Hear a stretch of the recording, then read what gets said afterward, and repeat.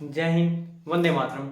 हमारा मध्यकालीन भारत में लेक्चर चल रहा था जिसमें हम मध्यकालीन भारत में जाना कि गुलाम वंश के शासक कुतुबुद्दीन ऐबक व उसके पुत्र आराम शाह के बारे में आज हम चर्चा करेंगे। गुलाम वंश के एक और सुल्तान इल्तुतमिश, जिसे इल्तुतमिश व अल्तमश व शमसुद्दीन के नाम से भी जाना जाता है। इल्तुतमिश, अल्तमश, शमसुद्दीन के नाम से भी जाना जाता है। अब इल्तुतमिश ये इलभारी तुर्क था। इल्तुतमिश कौन था? इलभारी तुर्क था और ऐबक का दामाद था। ऐबक कौन? कुतुबुद्दीन ऐबक, जो गुलाम वंश का संस्थापक था, उसे उसका ये दामाद था इल्तुतमिश, ऐबक का दामाद। इल्तुतमिश दिल्ली सल्तनत का वास्तविक संस्थापक माना जाता है।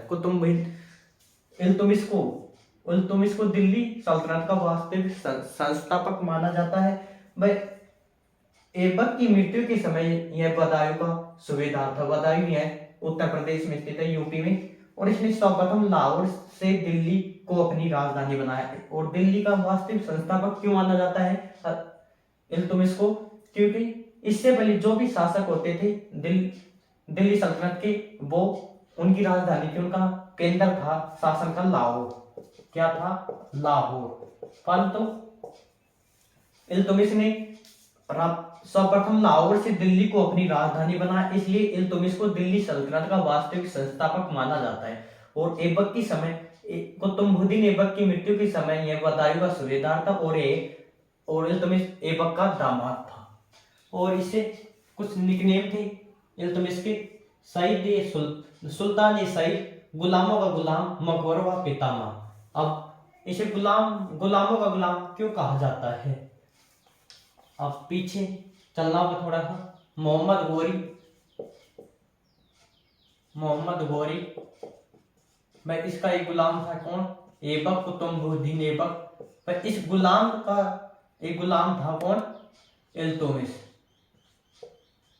इल्तुतमिश। इसलिए भारतवर्ष ने मुस्लिम साम्राज्य की स्थापना किसने की? मोहम्मद गोरी। इसका गुलाम कौन था? कुतुबुद्दीन ऐबक। फिर इसका भी गुलाम कौन था? इल्तुतमिश। इसलिए इसे गुलामों का गुलाम कहा जाता है। ये मोहम्मद गोरी के गुलाम ऐबक का भी गुलाम था इल्तुतमिश, इसलिए इसे गुलामों का गुलाम कहा जाता है। मकबरों का पितामह कहा जाता है। तराइन का 1216 में तराइन का तृतीय युद्ध हुआ, जिसमें ताजुद्दीन यल्दौज को पराजित कर दिया। कौन? इल्तुतमिश। और उसका वध कर दिया बदायूं के दुर्ग में। इसकी हत्या कर दी गई थी ताजुद्दीन यल्दौज की। कौन से दुर्ग में? बदायूं के में। और वहीं बदायूं के दुर्ग में इसका कब्र बनी हुई है ताजुद्दीन यल्दौज की। अब सुनना इल्तुतमिश दोबारा से। इल्तुतमिश को अल्तमश में शमसुद्दीन के नाम से भी जाना जाता है। यह इलभारी तुर्क था। कौन था इल्तुतमिश? इलभारी तुर्क था, ऐबक का दामाद था। और इल्तुतमिश दिल्ली सल्तनत का वास्तविक संस्थापक माना जाता है, क्योंकि इसने सर्वप्रथम अपनी राजधानी को लाहौर से दिल्ली की ओर स्थानांतरित किया, इसलिए इसे दिल्ली सल्तनत का वास्तविक संस्थापक माना जाता है। और ऐबक की मृत्यु के समय बदायूं का सूबेदार था। और इसके निकनेम ध्यान रखना। सुल्तान सईद, गुलामों का गुलाम, मकबरों का पितामह। गुलामों का गुलाम कहने का रीजन ये है, मोहम्मद गोरी उसका एक गुलाम था कुतुबुद्दीन ऐबक, उस गुलाम का भी गुलाम था इल्तुतमिश। परंतु इसे ऐबक की गुलामी से आजादी मिल गई थी। कब? 1206 ईस्वी में, जब मोहम्मद गोरी व खोखरों के बीच में युद्ध होता है 1206 में। जब इसकी वीरता को देखकर ऐबक को कहकर इसे गुलामी से आजाद करवा देता है मोहम्मद गोरी और मकबरों का पितामह। और 1206 में तराइन का तृतीय युद्ध होता है। किसके बीच में? इल्तुतमिश और ताजुद्दीन यल्दौज के बीच में, जिसमें ताजुद्दीन यल्दौज की हार होती है और उसकी हत्या कर दी जाती है बदायूं के दुर्ग में। और वहीं इसकी कब्र बनी हुई है ताजुद्दीन यल्दौज की।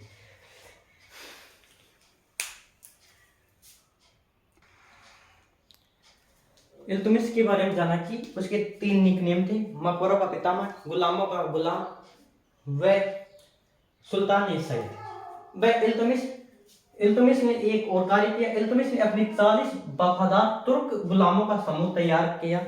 इल्तुतमिश ने 40 वफादार तुर्क गुलामों का एक समूह तैयार किया, जिसने वर्णी ने जिसे वर्णन एक चालीसा तुर्कान एक चहलगनी कहा। इंपॉर्टेंट फैक्ट है ये, इल्तुतमिश के बारे में प्रश्न बनता है सीधा। चालीसा व तुर्कान एक चहलगनी की स्थापना समूह गुलामों का समूह किसने तैयार किया?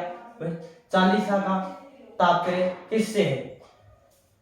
40 वफादार तुर्क गुलामों का, ये बन सकता है। 40 में कितने गुलामों का समूह था? तुर्कान एक चहलगनी में कितना? 40 वफादार तुर्क गुलामों का, जिसे बनने ने 40 में तुर्कान एक चहलगनी का। इल्तुतमिश ने अपने 40 वफादार तुर्क गुलामों का एक समूह तैयार किया, जिसे बनने ने 40 में तुर्कान एक चहलगनी का। और इल्तुतमिश ने मुद्रा व्यवस्था में भी सुधार किया, यह पहला तुर्क शासक था जिसने शुद्ध अरबी सिक्के चलाए। और इल्तुतमिश ने 1234 में 35 ईस्वी में बिलसा के शिव मंदिर को व मालवा में उज्जैन के महाकालेश्वर मंदिर को लूटा व उसे ध्वस्त किया। कब? 1234 में 35 ईस्वी में। इल्तुतमिश ने कब? इल्तुतमिश ने 1234 में 35 ईस्वी में बिलसा के शिव मंदिर व मालवा में उज्जैन के महाकालेश्वर मंदिर को लूटा व उनसे ध्वस्त करवा दिया। ये इल्तुतमिश के बारे में। अब और जानेंगे इल्तुतमिश के बारे में ऐसी 6-7 इंपॉर्टेंट फैक्ट। अब इल्तुतमिश के 40 वफादार तुर्कों के समूह के बारे में जाना, चालीसा व तुर्कान एक चहलगनी के बारे में जाना। अब इल्तुतमिश की मृत्यु व कैसे हुई वो जानते हैं। बमियान के शासक सैफुद्दीन हसन पर आक्रमण हेतु जाते समय बमियान जाते समय इल्तुतमिश बीमार पड़ा और दिल्ली लौट आया। वह 1236 ईस्वी में, अप्रैल 1236 ईस्वी में इसकी मृत्यु हो गई थी। कौन से अभियान पे जाते समय? बमियान के शासक बमियान जाते समय, और वहां बमियान का शासक कौन था? सैफुद्दीन हसन। बमियान के शासक सैफुद्दीन हसन पर आक्रमण हेतु बमियान जाते समय इल्तुतमिश बीमार पड़ा, वह दिल्ली लौट आया। इंपोर्टेंट फैक्ट बनता है, कौन से अभियान पर जाते, कहां जाते समय इल्तुतमिश बीमार पड़ा, वह उसकी मृत्यु का कारण बना? बमियान का अभियान। और इल्तुतमिश ने कहा कि ये इंपोर्टेंट फैक्ट है, इल्तुतमिश ने कहा कि भारत अरब नहीं है, इसे दारुल इस्लाम में परिवर्तित करना संभव नहीं है। यह बात इल्तुतमिश ने बहुत अच्छी बात कही है कि इल्तुतमिश ने कहा कि भारत अरब नहीं है, इसे दारुल इस्लाम में परिवर्तित करना संभव नहीं है। कि अरब के देशों में, अरब की जनता में सबसे ज्यादा विश्वास होता है उसके खुदा अल्लाह पर, वह वहां के पाखंडी मौलवियों पे। और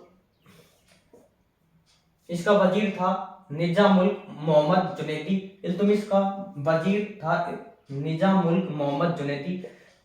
और इल्तुतमिश अपने दरबारी पदाधिकारियों के सामने गद्दी पर बैठने से हिचकिचाता था, मतलब शर्माता था। अपने पदाधिकारियों के सामने अपनी गद्दी पर बैठने से ये इसकी कमजोरी थी। और इल्तुतमिश ने अपनी पुत्री रजिया को अपना उत्तराधिकारी चुना, परंतु वहां के अमीरों ने रुकनुद्दीन फिरोज शाह को गद्दी पर बैठाया। रुकनुद्दीन फिरोज शाह इल्तुतमिश का ही पुत्र था जिन्हें गद्दी पर बैठा है, परंतु इल्तुतमिश के समय की रिवाज थी कि जिस व्यक्ति को न्याय चाहिए वो शुक्रवार के दिन नमाज पढ़ते समय लाल वस्त्र धारण करके उपस्थित हो, उस व्यक्ति को न्याय तुरंत मिलता था। उसी का फायदा उठाते हुए रजिया ने शुक्रवार के दिन लाल वस्त्र धारण करते समय न्याय की प्रार्थना की और इसी से रजिया को बाद में सुल्तान बनाया गया। सब इल्तुतमिश ने अपनी पुत्री रजिया को अपना उत्तराधिकारी चुना, परंतु अमीरों ने रुकनुद्दीन फिरोज शाह को क्या बनाया? शासक बनाया और गद्दी पर बैठाया। परंतु बाद में रुकनुद्दीन मात्र 7 महीने शासक राजगद्दी पर बैठता है, शासक बनता है 7 महीने। और 8 महीने कौन? आराम शाह कौन था? कुतुबुद्दीन ऐबक का पुत्र। 8 महीने कौन बैठता है? आराम शाह। और 7 महीने रुकनुद्दीन फिरोज शाह, जो किसका पुत्र है? इल्तुतमिश। ये आराम शाह कुतुबुद्दीन ऐबक का।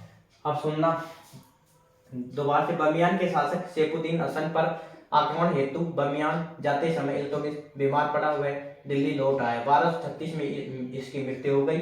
और इल्तुतमिश ने कहा कि भारत अरब नहीं है, इसे दारुल इस्लाम में परिवर्तित करना संभव नहीं है। मतलब इसे इस्लाम में परिवर्तित करना इतना ज़्यादा आसान नहीं है, ये हो ही नहीं सकता, क्योंकि यहाँ 1700 से 1947 तक यहाँ अंग्रेजों का शासन रहा। वह 1320 से 1526 तक क्या रहा,